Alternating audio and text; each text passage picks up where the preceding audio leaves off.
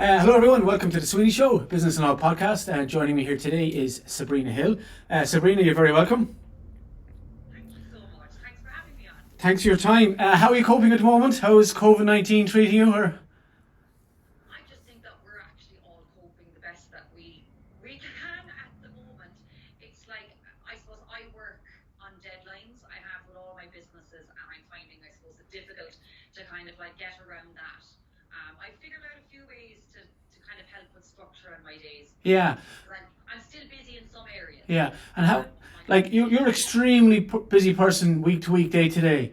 You have the Kopper Hair Salon, which, you know, is a thriving business in Cork City. You're part of the new hair revolution, the business of hair. Did you just bring out a part of a new clothing brand, the leggings with Verso Fashions? That was a collaboration. Yeah. I did with Lisa of Verso Fashions. Yeah, I have a couple of things coming up. I suppose I do a huge amount of different things. I kind of have my leg and my hands and every other part of Yeah. my limbs kind of thrown into different things. I started out with Kopper. Okay. The hair salon. I suppose I did my training as a young girl. To be honest with you, I never wanted to do hairdressing. It wasn't something that was kind of on the list of to-do things as a career. I fell into it by accident. I think I didn't particularly like school. I didn't like being told what to do, I suppose. I wasn't bold in any way, but certainly, I could never see myself, I suppose, in a way, working for someone that didn't have the same work ethic or the same morals as me. So What age were you when you went into the hair industry? I was 18. Okay. I literally just finished school. I had done some work experience in a local salon, and it was a real wide eye opener for me, I suppose. In one sense, I definitely preferred working and earning a wage, even though it was a tiny wage because I was an apprentice. But I suppose I preferred the kind of like the structure of the workplace rather than school. I was seen, I suppose, a little bit as an equal. When I got in there on one side, on the other side of it, I was kind of questioning the whole time, is this what people are paying for? Is this what people kind of like really, really want? Because I had a different view even then of what hairdressing should be. And it's something that's kind of stuck with me throughout. What's involved in a professional training? Is it mostly practical? Is it theory? Is there college work, or what's actually involved in it? I think this is something that Ireland struggles with hugely in our industry, as they're trying for years to set out an actual apprenticeship for this. The laws have changed very recently even on this, where it has now changed from apprenticeship to trainee. And is there a regulatory body? No. Okay. There isn't, and it is a kind of a thing where even to this day, even if you do go to FOSS and you do kind of, let's say, a FOSS scheme on it, an education on it, you're not seen in any way as qualified when you come out, and you are expected to do your 3 to 4 years or whatever it was in a salon to get qualified. And I think it's something that we are a training salon. Kopper is a training salon, always has been. And I contractually have training guys kind of like in the salon where I provide training. And it has changed so much over the last 2 years, the pressures that have been on our industry with regards kind of like extra taxes, the VAT change, and particularly the trainees. That was a really difficult one. I would have a very, very high level amount of trainees in my salon who are of an excellent standard, but that is because the continuous training. And it was really upsetting when the laws kind of changed because it put pressure. Basically what happened was they have taken away the apprenticeship wage, and they have now put all of the trainees on minimum wage, which it was a huge concern for me as a business owner, really. So, sorry, does that mean the new laws, the trainee was to be paid more? Yes. Yeah, absolutely. Kind of, for like, obviously with every year it differed, but you're going from like €6 per hour thereabouts, between kind of €5-6, scooting right up over the tenner, like, so kind of. I get it. For running a business, like when you're talking about having, let's say, because the wages are good in hairdressing, they are, like, if you work in a good salon, good standards. I mean, at the end of the day, if you have somebody that's working for you that you're obliged to train, and they're not actually bringing in any money. I mean, that's like literally giving a wage to a college student. Sure. Yeah. Basically. Yeah. So kind of puts pressure on me, I suppose, that I need to have a constant cash. But also you're giving a huge time resource into that person. Massive. Yeah. Like massive amount. I mean, like, and they're entitled to it. Yeah. As well, you know. Yeah. So it changed things around for us. I know Sure. every salon does things differently in the country. But I would think though that the consequence of that is there's probably people who wanted to go into it as a traineeship. The opportunities aren't there now because of the financial aspect on the business itself. Do you know what? I think we have been extremely lucky because anyone that worked for me or that was training with me really understood the value of the education that they were getting within Kopper. And in fact, what it did for me, and this is all I'm honest, is that it made them concentrate a whole pile more. It made them kind of really knuckle down, have models in when they needed to, because they were paying for training. They're now paying for training. And that's what I had to do. Like, I had to go down that route and invoice them for that training. And it's something that a huge amount of salons actually had to do as well. So kind of they now value it even more than what they did, even though they already valued it straight away. It's the salons that didn't pay attention to their juniors and where they now had a trainee standing in front of them. Well, no, I want to have my minimum wage because you don't provide that training for me. And they're the ones in the long run that lose out. And I suppose I have worked all over the world, and my greatest fear when that they brought this in is I would work quite a bit in Dubai. I have clientele in Dubai. I haven't been over in a couple of months now, but they don't have a trainee system over there. So what they have is a huge amount of assistants, and a lot of them are Filipinos. And when you don't have, for instance, when I'm training on a weekly basis, I have an educational consultancy company, and I train worldwide because I work with a brand, and I'm a big educator within my salon as well. And I even know the value for me that when I educate, I'm instilling that standard in myself and in my senior hairdressers because of that level of training that goes on. And I do see from working in countries where it isn't really kind of like, there isn't a standard set out. You can see that the senior stylists, their standard is much, much lower because they're not putting in that level and that effort to kind of keep themselves educated. And just to take you back from when you were actually first set out as a trainee and then as a qualified hairstylist, when did you make the jump from employee to employer? What brought about that decision, or when did it happen for you? Oh, I was so young. This is so crazy because I actually think that this tells you the hunger that I had that I didn't realize. So I was working in that salon that I was telling you about, that I was kind of like, what in the name of God are they doing to people's hair? And people are paying for it. And then I moved salon to work in Kopper. So I actually kind of literally took over a salon. I went to work in the salon, and after a number of years, the girls that owned it, great girls, they moved just for different reasons. One didn't want to do hairdressing in the salon anymore, and then the second girl was getting married and moved up the country. And she put the opportunity in front of me that I would take over the salon. And I was a very young and hungry 24-year-old that just went, absolutely, I can do it, not a bother. And off I took myself to the local credit union to get a loan because I was going to take over the world. Basically, I think I had an awful lot to prove back then. And what age was your clientele? Did you clientele in the actual business? Were they around your age bracket? Were they older? A little bit older because we were in Glenmire in the suburbs, and a very good and loyal clientele that I still do a lot of their hair. They would have been kind of, I suppose, kind of 40s, 50s upwards. It was kind of the clientele that came, let's say, with the salon as I was working in there. And a very loyal, and do you know what? They're my bread and butter, and I wouldn't have what I have today without them, so I greatly appreciate them. They were all of my second and third and fourth mammies, all rolled into one.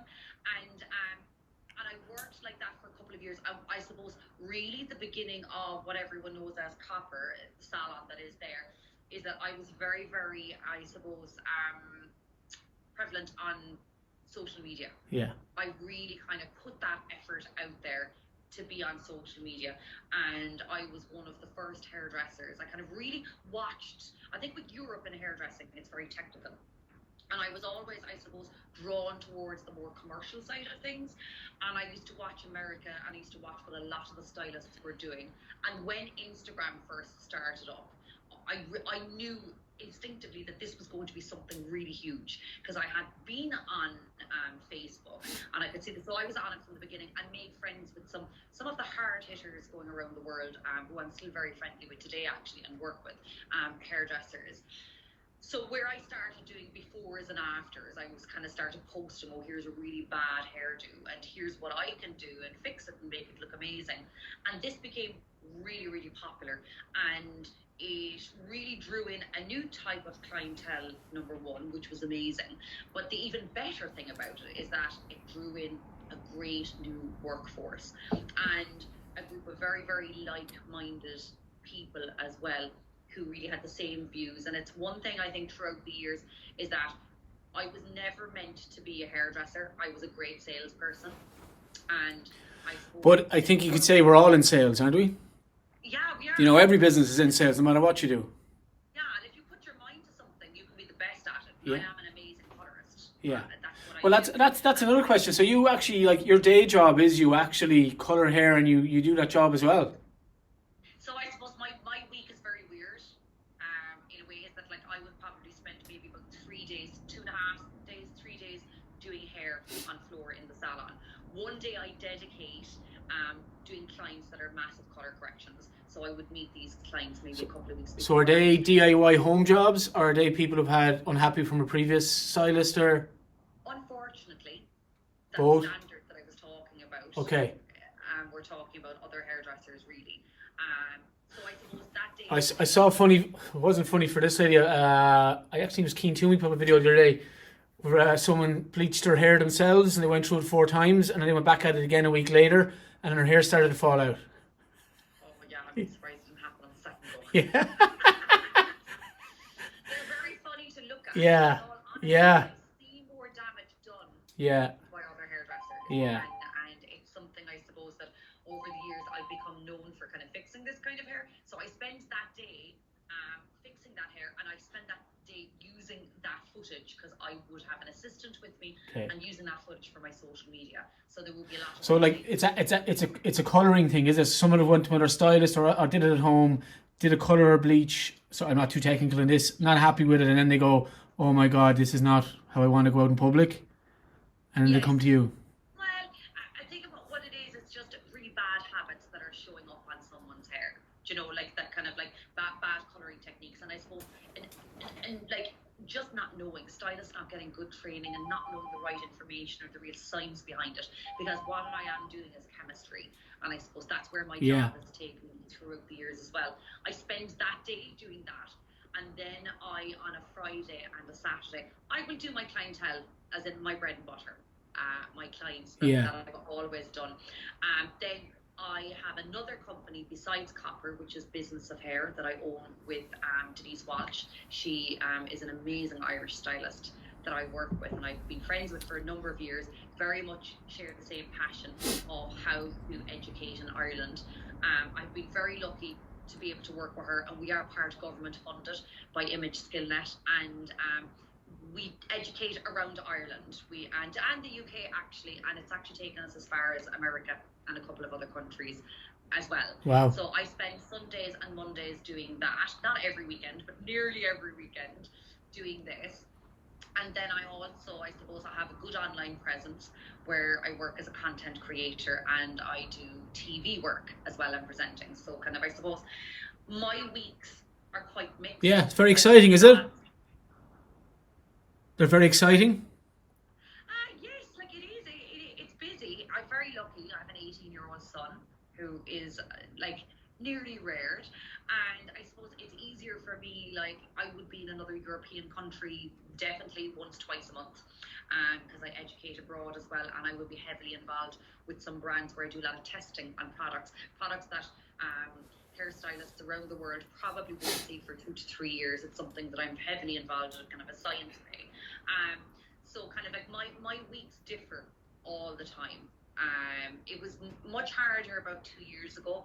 I was a little bit crazy. I remember 1 month I had my clientele in Dubai. I was in London 3 times for different press events, and I was working in Holland and where else? I was just in a mad number of places. And I used And what drives that, do you think? What drives your ambition? What makes you do all that? So that's a really interesting question, because like I do believe that everyone has different drivers, and it's something that I've always really tried to find out about my team as well. I think it's one way to working really well together, and being a good leader is finding out people's drivers. With myself, the one thing I have noticed throughout the years is that every time, like during the time, like at the moment, I never know what my driver is, but when I move on to my next driver, I then can clearly see. So when I go back through the years, I can see what drove me. Like for instance, when I first opened the salon, it was a proving point, let's say, to my teachers that look, I can be successful. I can do it. Yeah. Can be like you told Screw me. you. I think remember one teacher said to me, "You talk so much, you're never going to amount to anything. You're going to end up working stacking shelves." Which, by the way, there's absolutely nothing wrong with. And I have friends who did that and now have amazing managerial jobs within big companies. But I remember those kind of words sticking in my head that time. Then that moved on to another period of my life where I had an accountant sit in front of me and say, "Sabrina, you just need to close the business. This is going nowhere." And all I remember at that time was 3 girls that stood in front of me when I was heavily pregnant. I was only pregnant when I was 19, 20 years of age. And I remember them saying, "Oh, are you still hairdressing? Oh, and who's the daddy?" And I clearly remember that. And that was a driver for me to keep that business open and to keep fighting to keep it open, because I was not going to let any of them see me fail. And I suppose over the years, each time, a lot of it has been, I suppose, to prove to other people and prove to myself maybe, and things like that. I'm not sure what it is now. I think a big, massive transition happened in the last 2 years of my life. In what way? I got separated. My marriage broke down. Separated was number one. I had a parent who got seriously ill. 2 of them got sick actually within the space of months, but one of them got seriously ill. Did those personal things you had put your business goals in perspective then, or has it made you stronger to drive on your business? Or more determined? My strength is amazing. That's the one thing I did. I learned through all of that, and I suppose on a personal level, but I suppose on a business level as well, I started kind of realizing that I suppose at that time a year ago, my driver was time off. And I think that was something that I didn't realize that I needed, that my drive was for more personal time, because it was continuously working, continuously kind of like spreading myself too far, that I actually went to the point of exhaustion after like I had a sick parent and all of that. I ended up getting pneumonia, and I was forced into stopping. And I suppose throughout those couple of months, at the end of it, I stood back and realized the business is still there. The business is still running. So it can be done. You just have to work a little bit differently and a little bit smarter. And I suppose that's a transition that I'm still actually in the middle of. And in a weird way, and I mean this now with the greatest respect, the coronavirus, for me, even though it's a testing time, it was horrendous to have to tell 20 odd people that they were being laid off. But for me, on a personal level, I've been forced to stop again. Take some time out? Yeah. I've been forced to stop again.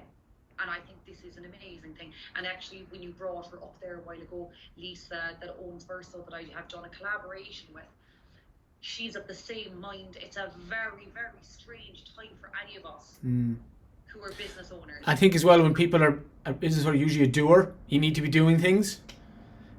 And when all of a sudden your outlet is just finished.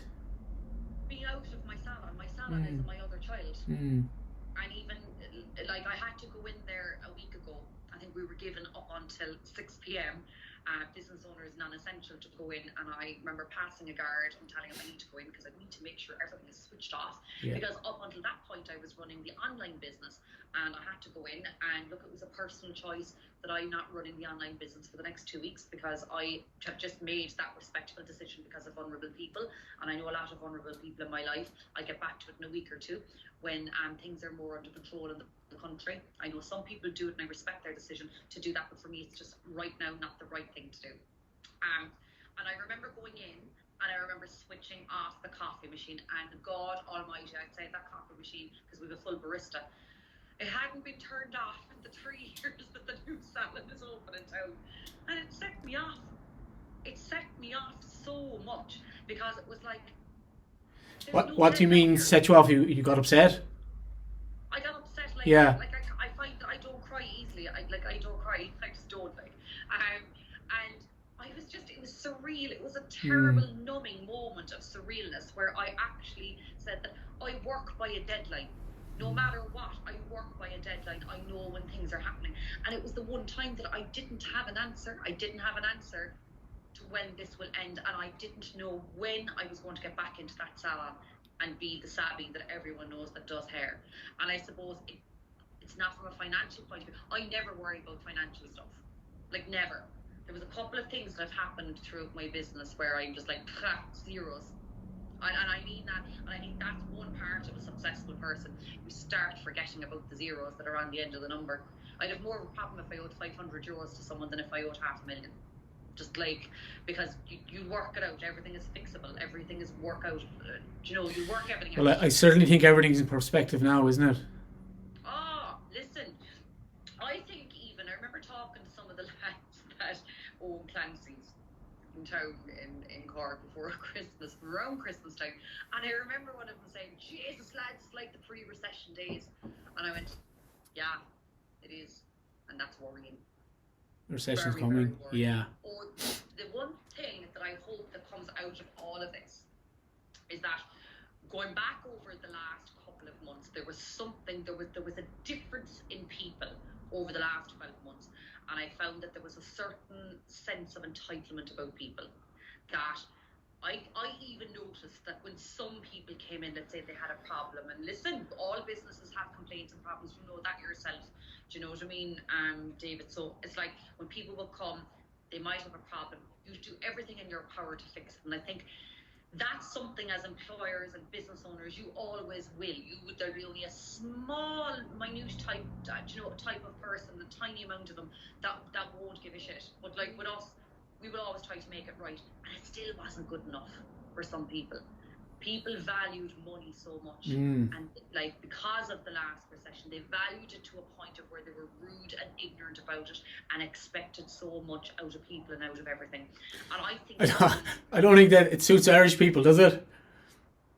The boom time doesn't suit our mentality. I think it'll change with us. I think it's going to change now. It's going to change now, yeah. Oh, because do you know why? When you look at it, right? Okay, when I look back to my parents, I remember my dad being to work for a couple of weeks, but it never affected me. Do you know, my dad is in his late 60s now, right? It never affected me. If I'm honest, the last recession didn't hugely affect me because I built my company and my businesses up during that time. I hustled. That's just what I do. I hustle. When things go bad, no problems, only solutions. That's my mind frame and my mindset that I'll always be like. And I suppose I'm a little bit like it this way as well, but this is the first time that this pandemic, right, okay, will absolutely affect everyone.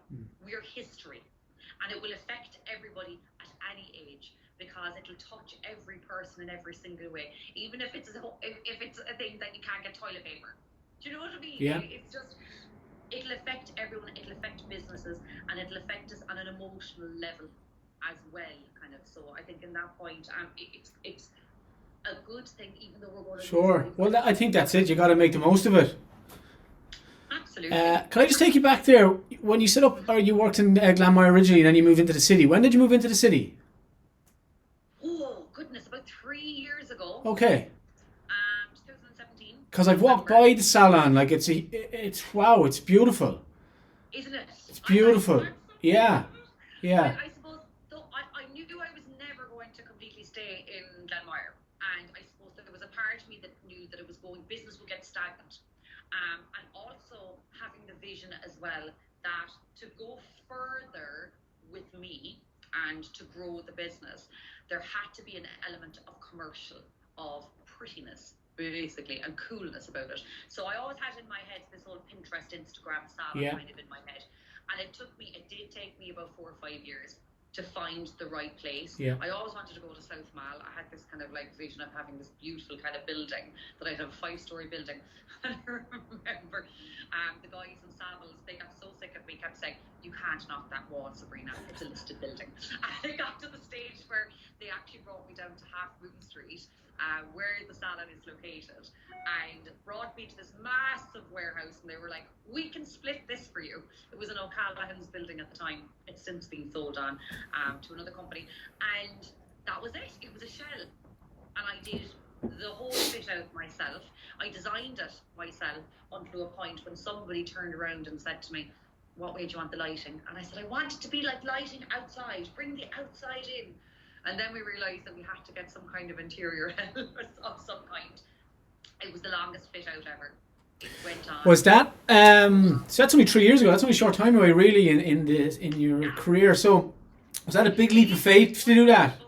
But the difference is we have won so many awards since, and it is because of the new Salon. Yeah. I know for a fact that if I was still in Glenmire, which I love Glenmire because it gave me that stepping stone, but like being in town and being in that Instagram salon has absolutely made a massive difference as a stepping stone for my career, and I most definitely would not have had the opportunities that have been put in front of me since, without a shadow of a doubt. Yeah. And how, in the course of your career, so how have you dealt with setbacks and challenges and even the day to day? Because things must be coming at you 100 miles an hour every day. Okay, the first thing, which I think is very important, I suppose, is to realise that, and I really listened to a very interesting interview, which I cannot remember who did it, but she interviewed like 100 of the most successful women in America, and she kind of listed up things about how they worked. And the one thing that I really understood and was the challenge of realising that when things are happening, you have to clue what's going on. And I suppose is that if someone gave me a problem and said it needed to be sorted out in 3 weeks' time, I probably wouldn't do the job as good as if someone came to me crying and said we need it sorted now. Yeah. Because at the top of my head, I'm very, very good at making very quick decisions very quickly. And also, I'm the greatest, I know this sounds weird, I'm the greatest waffler. So I could start talking about something, put under pressure on the spot, start talking about something and literally come up with an idea. And I'm even surprising myself, like, as I continue to talk. And I'm very, very good at that. But I suppose the number one thing that I have realised over the years, and the best moves that I've ever made, is delegating. And realising your worth and how well you will work on one area and stick with it, because you're good at that. I'm good at selling myself. I'm good at it. I'm good at the talk. I'm not good at bookkeeping.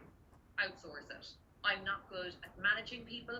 Outsource it. Yeah. So I have like an excellent team around me, and it was something that, and I often speak to, I suppose, some if anyone is out there listening, like hairstylists or even any other industry, kind of really, making sure that you have people to run the place and you do you.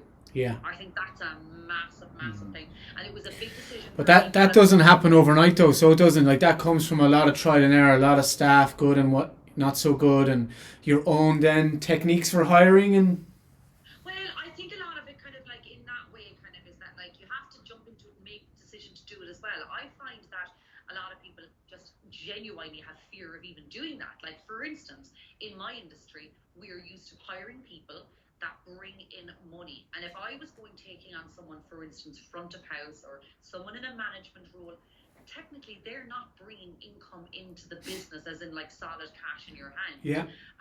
So there's a fear always related to that. That is this person going to be worth their worth? And I now realise that, and as much as I adore each and every stylist in the salon, we have a very high turnover industry anyway. I now realise that, for instance, Paula is my right-hand woman. If I lost Paula in the morning, it wouldn't kill me. But I know. Yeah. Yes. Life-changing. Yeah. For me. Yeah, no, I'm the same here. I've excellent staff here. I staff here 7 years. You know, it's, you know, there's a loyalty there and a trust. It is, and the other thing is that I've realised that I'm actually a very kind boss, and it's something that I will never change about myself. I've had kids working for me that couldn't afford to put tires on their car in the winter, and I've paid their tires. I've paid someone's rent for 2 months. I have, like, literally, I see the value of looking after someone when they're suffering and when they're struggling, because we've all been there, and you get so much more out of a person when you are there for them in that way. The one thing I do find, going back to what you said about your different techniques and hiring, I'm very lucky that I suppose that the success of a lot of my business is that I have come up with techniques that now that's how I work for different hair companies. Have you heard what, Pat Phelan, the entrepreneur in Cork? He's a good friend of mine. Have you heard what his technique is for hiring? What is it? He basically says he sits at the back of the room and he watches the person come towards him for the interview, and if they walk fast, he hires them. If they walk slow or laborious or just watching them coming over, he doesn't hire them. That's actually very, very interesting. Everyone has had a pep in their step coming to me. Yeah. So that's not something I've noticed. I am a really, like, in my interviews, I'm the friendly person. I would never do an interview by myself. I always do it with another person. Yeah. I'm really overly friendly in the interview. As in, like, you hire them straight away, you're hired, you're in. No, I'm just really, really friendly because I want to see what you're going to tell me, so I'll be like your friend. Okay. Because a lot of people trip themselves up massively. Yeah. Because, and I know, and this is a really cruel thing to say, but I literally, because I'm on social media, people have this kind of, I suppose, when they do come and work, like to come for an interview, they are, I suppose, in a little bit of, in one sense, they're kind of like rabbit in headlights. Super savvy. Yeah. So a little bit, there's a bit of fangirling kind of. Sometimes I will be honest with you. Yeah. But I will become that friendly person, because it's the one thing I can't stand is when someone comes to an interview and they start bitching about their old job. Yeah, I know. Yeah. I can't stand it. Yeah. Because I'm sure there's people that have left me no matter what, but they've left me because they don't either like, I suppose, the salon. It just wasn't the right fit at that right time for both parties. Yeah. Exactly. Yeah. Exactly. And it is a thing then where, like, just because it doesn't suit, it might be that that person that has left just doesn't have anything good to say. And I'm sure I'm very lucky. I have great relationships with people who have worked for me in the past. I still meet them for coffee. Yeah. I still kind of like meet up with them on a night out. It just didn't work out for whatever reason. Yeah. But I'm also sure there's people out there and they nearly have a voodoo doll. Do you know what I mean? So we won't kind of think any other way about that. So, Sabrina, I have thank you very much. I have 2 quick questions for you. Well, two more. One is that you're kind of starting a movement, which I do myself, and I think it's fantastic. And that's basically make your bed in the morning. Why should everyone make their bed in the morning? Because you need to respect where you rest. And if you make your bed in the morning, it's the one successful thing you complete the day. You're off to a good start. As simple as that. Simple as that. Yeah. As simple as when you come home, you'll understand where you rest. Yeah. And secondly, I have 2 girls at home, a 1-year-old Nancy and a 3.5-year-old Nell. And Nell's hair is starting to get really long. Can we cut her hair, or what should we do? What age is she? 3.5. It's coming down beyond her shoulders now. Give it a little trim just to okay. Up the edges. Just a small bit. Don't go mad, and don't do it at home. I know we have corona, but wait for a professional. Well, this is the thing. We may not get out for another couple of months. Well, her hair will still be fine. All right. Okay. We'll just wash it. Sabrina, thank you so much for your time. Thank you. It's been wonderful to have you on. I wish you all the best. Oh, sorry. What's the plan? So what's next for Sabrina and Kopper? Oh, what's next for Sabrina and Kopper? I think being happy and healthy. I don't think, because of coronavirus at the moment, I think we're just really concentrating on kind of like getting the business back on its feet. That's like literally making sure everyone's back in their job. Back to zero again. Happy. Yeah. And one last thing, if someone's out there and they're a stylist and they're just starting out in their career, what advice would you give them? That's actually a very, very good one. Oh God, Jesus, Dave, 1 second. I never even thought of that. Make sure that you're happy where you work. That's actually a really important thing. Make sure you're happy where you work. Because if you're not, you won't be able to learn. Yeah, and I think everything flows from that. If you're happy in your day to day, looking forward to your job, skipping into work, your productivity, your attitude, your engagement in the workplace, all of that will just improve. And it is as simple as that. It is, and that goes for any industry. Be happy when you work. Yeah, do what you love. Sabrina, thank you so much. We sincerely wish you all the best, and we'll talk again soon. Thank you.